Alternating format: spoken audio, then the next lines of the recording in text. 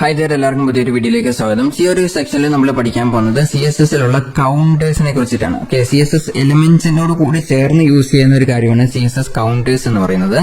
So നിങ്ങൾക്ക് ഇവിടെ കാണാൻ സാധിക്കും, കൗണ്ടേഴ്സ് നമ്മൾ ക്രിയേറ്റ് ചെയ്യുന്നതെന്ന് വെച്ച് കഴിഞ്ഞാൽ ഇപ്പൊ ഞാൻ ഇവിടെ ഒരു ഓർഡർ ലിസ്റ്റ് ക്രിയേറ്റ് ചെയ്ത് 1 2 3 എന്ന് പറഞ്ഞൊരു നമ്പറിങ് കൊടുത്തിട്ടുണ്ട്. ഓക്കെ, സോ ഇതിന്റെ അകത്ത് കൊടുത്തിരിക്കുന്ന നമ്പർ എന്ന് പറഞ്ഞാൽ 1 2 3 എന്ന് പറഞ്ഞ ഡിഫോൾട്ട് ആയിട്ടുള്ള സെക്ഷനിൽ ഓർഡർ ലിസ്റ്റിൽ വരുന്ന കാര്യമാണ്. ബട്ട് ഇതേപോലെ തന്നെ നമുക്ക് CSS ഉപയോഗിച്ചും കൗണ്ട് ചെയ്യാൻ പറ്റും. ഇപ്പൊ ഉദാഹരണത്തിന് ഞാനൊരു ഹെഡിങ് ക്രിയേറ്റ് ചെയ്യാൻ പോവാണ്.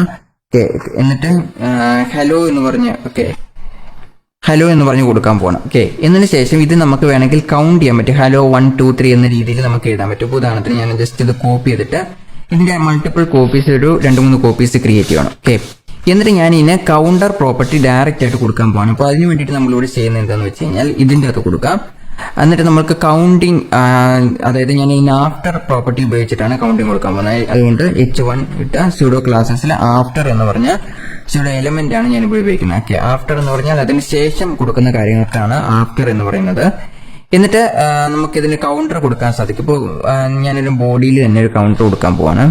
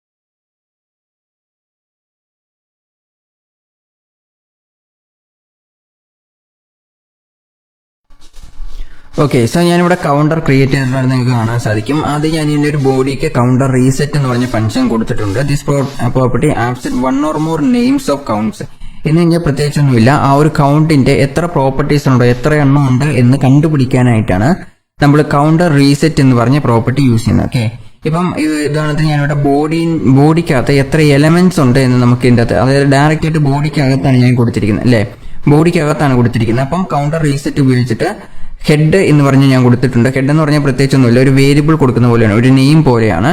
ഇപ്പൊ നിങ്ങൾക്ക് ഇതിന്റെ അകത്ത് എന്ത് വേണമെങ്കിലും കൊടുക്കാം. ഇപ്പോൾ ഹെഡ് എന്ന് മാറ്റി ഇപ്പം നെയിം എന്ന് കൊടുക്കാമെന്ന് വിചാരിക്കാം. ഓക്കെ, നെയിം എന്ന് കൊടുക്കുകയാണെങ്കിൽ ഈ ഒരു പ്രോപ്പർട്ടി നമ്മൾ എന്ത് ചെയ്യണം, ഇവിടെ എല്ലായിടത്തും റീപ്ലേസ് ചെയ്യണം. ഓക്കെ, ഇവിടെ റീപ്ലേസ് ചെയ്ത് കഴിഞ്ഞാൽ നെയിം എന്ന് പറഞ്ഞ പ്രോപ്പർട്ടി ഇതേ റിസൾട്ട് തന്നെയായിരിക്കും നമുക്ക് വരുന്നത്. 1 2 3 4 5 6 വരെ നമുക്ക് വന്നിട്ടുണ്ട്. ഓക്കെ, ഇനി ഇതിന്റെ അകത്ത് ഞാനൊരു പാരഗ്രാഫ് ആഡ് ചെയ്യണം. ഓക്കെ, പി ടാഗ് ആഡ് ചെയ്യുവാണ്. എന്നിട്ട് ഇതിന്റെ അകത്ത് ജസ്റ്റ് കണ്ടന്റ് കൊടുക്കുകയാണ്. ഓക്കെ, നിങ്ങൾക്ക് ഇവിടെ കാണാൻ സാധിക്കും ആ ഒരു പാരഗ്രാഫിനെ അത് അഫക്ട് ചെയ്തിട്ടില്ല. നമ്മൾ ഏതിനാണോ കൗണ്ടിങ് പ്രോപ്പർട്ടി കൊടുത്തിട്ടുള്ളത്, അതായത് ഞാനിവിടെ H1 മാത്രമേ കൗണ്ടിങ് പ്രോപ്പർട്ടി കൊടുത്തിട്ടുള്ളൂ. ആഫ്റ്റർ കൗണ്ടർ ഇൻക്രിമെന്റ് എന്ന് കൊടുത്തിട്ട് നെയിം എന്ന് പറഞ്ഞ് കൊടുത്തിട്ടുണ്ട്. അതായത് ഇവിടെ കൊടുത്തിരിക്കുന്ന സാധനത്തിന് ഓരോന്നായിട്ട് ഇൻക്രിമെന്റ് ചെയ്യണം. അത് ഏതാണ് H1 എത്ര തവണ വന്നിട്ടുണ്ടോ അവിടെയാണ് ഇത് ഇൻക്രിമെന്റ് ചെയ്യേണ്ടത്. ഓക്കെ, ഉദാഹരണത്തിന് ഞാൻ ഇതിന്റെ അടിയിൽ ഒരു പാരഗ്രാഫും കൂടി ആഡ് ചെയ്തിട്ട് ഈ ഒരു ഹെഡിങ് ജസ്റ്റ് കോപ്പി ചെയ്ത് താഴേക്കൊന്ന് പേസ്റ്റ് ചെയ്യണം. ഓക്കെ, ഇപ്പൊ നിങ്ങൾക്ക് കാണാൻ സാധിക്കും 6 ശേഷം 7 വന്നിട്ടുള്ളത്. ഓക്കെ, സോ ഇങ്ങനെയാണ് ഇതിന്റെ പ്രോപ്പർട്ടി ആക്ച്വലി വർക്ക് ചെയ്യുന്നത്. എന്നിട്ട് നമ്മൾ കൗണ്ടർ നെയിം എന്ന് കൊടുത്തിട്ടുണ്ട്. ഈ ഒരു കോളൻ എന്തിനാണ് കൊടുത്തിരിക്കുന്നത് എന്തെന്ന് വെച്ച് കഴിഞ്ഞാൽ ഇൻ ബിറ്റ്വീൻ ഒരു സ്പേസിങ് ആഡ് ചെയ്യാനായിട്ടാണ്. ഓക്കെ, ഇത് കൊടുക്കാതെ വെച്ച് കഴിഞ്ഞാൽ ഇതിനെ ടച്ച് ചെയ്ത് വരുന്ന പോലെ വരും. അപ്പൊ ഇൻ ബിറ്റ്വീൻ ഒരു സ്പേസിങ് ആഡ് ചെയ്യുകയാണെങ്കിൽ നമ്മൾ കണ്ടന്റിന്റെ അകത്ത് കഴിഞ്ഞ ലെക്ചറിൽ പഠിച്ചിട്ടുണ്ട്. അതിന് ഇതുപോലെ സ്പേസിങ് ആഡ് ചെയ്ത് കഴിഞ്ഞാൽ ഇടയിൽ ഒരു സ്പേസ് വരുന്നതായിരിക്കും. ഇതിന് ശേഷം നമുക്ക് കണ്ടന്റ് ആഡ് ചെയ്യാൻ സാധിക്കും. ഇതുപോലെ ജസ്റ്റ് കോളൻ ഇട്ടതിന് ശേഷം ABC എന്ന് പറഞ്ഞ കണ്ടന്റ് ആഡ് ചെയ്ത് കഴിഞ്ഞാൽ അതിന് ശേഷം വരുന്നതായിരിക്കും. ഓക്കെ, ഇവിടെ നിങ്ങൾക്ക് കാണാൻ സാധിക്കും ഓരോന്നിന്റെയും എൻഡിൽ ABC എന്ന് പറഞ്ഞ് വന്നിട്ടുണ്ട്. ഓക്കെ, സോ ഇങ്ങനെയാണ് കൗണ്ടിങ് CSS വെച്ച് പോസിബിൾ ആക്കുന്നത്. നമുക്ക് ഓരോ എലിമെന്റിന്റെയും കൗണ്ട് ചെയ്യാൻ പറ്റും. നിങ്ങൾക്ക് ഇനി വേണമെങ്കിൽ ഇതിന്റെ ഡയറക്റ്റ് ആയിട്ടൊരു ഡിവിഷൻ ക്രിയേറ്റ് ചെയ്തിട്ട് അതിന്റെ അകത്ത് കൊടുക്കണമെങ്കിൽ അങ്ങനെ കൊടുക്കാം. ഓക്കെ, കൗണ്ടർ റീസെറ്റ് എന്ന് പറഞ്ഞിട്ട് ഇപ്പൊ ഞാൻ ഈ ഹെഡിങ് എല്ലാം തന്നെ ഒരു ഡിവിഷന്റെ അകത്താണ് പ്ലേസ് ചെയ്തിരിക്കുന്നത് വെക്കുക. ഓക്കെ, ഉദാഹരണത്തിന് ജസ്റ്റ് കട്ട് ചെയ്തിട്ട് ഞാനൊരു DIV ടാഗ് ക്രിയേറ്റ് ചെയ്യണം. ഓക്കെ, അതിനുശേഷം ഇതിന്റെ അകത്തേക്ക് പ്ലേസ് ചെയ്യണം. എന്നിട്ട് ഡിവിഷൻ ഒരു ഐഡി കൊടുത്തിട്ട് ABC എന്ന് പറഞ്ഞു കൊടുക്കണം. ഓക്കെ, ഇപ്പൊ നിങ്ങൾക്ക് ഇവിടെ കാണാൻ സാധിക്കും ഡിവിഷൻ ABC എന്ന് പറഞ്ഞ് കൊടുത്തിട്ടുണ്ട്. അതിന്റെ ഇൻ ബിറ്റ്വീൻ കണ്ടന്റ് എല്ലാം റിമൂവ് ചെയ്തിട്ടുണ്ട്. എന്നിട്ട് ഞാനിവിടെ കൗണ്ടിങ് അതിന്റെ പേരന്റിന് മാറ്റി ഡിവിഷൻ എന്ന് പറഞ്ഞ ബോഡിക്ക് തന്നെ ഡയറക്റ്റ് ആയിട്ടാണ് കൊടുത്തിരിക്കുന്നതെങ്കിലും 1 2 3 7 വരെ വന്നിട്ടുണ്ട്. ഇനി നമുക്കിത് ഡിവിഷന് കൊടുക്കാനും സാധിക്കും. ഓക്കെ, DIV എന്ന് പറഞ്ഞ് കൊടുത്തിട്ടുണ്ട്. ജസ്റ്റ് സേവ് ചെയ്യാണ്. ഓക്കെ, ഇപ്പോൾ നിങ്ങൾക്ക് അതേ റിസൾട്ട് തന്നെയാണ് വേണ്ടത്. അതായത് അതിന്റെ പേരന്റിനെ വെച്ചാണ് നമ്മളിത് കൗണ്ട് ചെയ്ത് എത്ര എലമെന്റ്സ് അതിന്റെ ചൈൽഡിൽ എത്ര എലമെന്റ്സ് ഉണ്ട് എന്ന് കണ്ടുപിടിക്കുന്നത്. ഗ്രാൻഡ് പേരന്റ്സ് വെച്ചും കണ്ടുപിടിക്കാൻ സാധിക്കും. അതായത് ഇത് പേരന്റ് ഡിവിഷന്റെ ഈ ഹെഡിന്റെ പേരന്റ് ആണ് DIV എന്ന് പറയുന്നത്. ഓക്കെ, അതിന്റെ പേരന്റ് ആണ് ബോഡി എന്ന് പറയുന്നത്. ഓക്കെ, സോ ഇതിനെയാണ് ഗ്രാൻഡ് പേരന്റ്സ് എന്ന് പറയുന്നത്.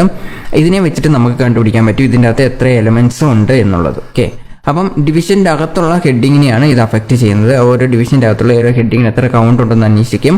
അതിനനുസരിച്ച് ആ നെയിം ഓരോ വാല്യൂ ആദ്യം ഇതിനെ ആയിരിക്കും എക്സിക്യൂട്ട് ചെയ്യുന്നത്. അപ്പോൾ അതിന്റെ വാല്യൂ എന്ന് പറയുന്നത് നെയിമിനായിരിക്കും അസൈൻ ചെയ്ത് കൊടുത്തിട്ടുണ്ടാകുന്നത്. അതിനുശേഷം കൗണ്ടർ ഇൻക്രിമെന്റ് ചെയ്യുമ്പോൾ നെയിം എന്ന് പറഞ്ഞാൽ ഒന്നും കൂടി ഇൻക്രിമെന്റ് ചെയ്യും, +1 അതിന്റെ കൂട്ടത്തിൽ ആഡ് ചെയ്യും.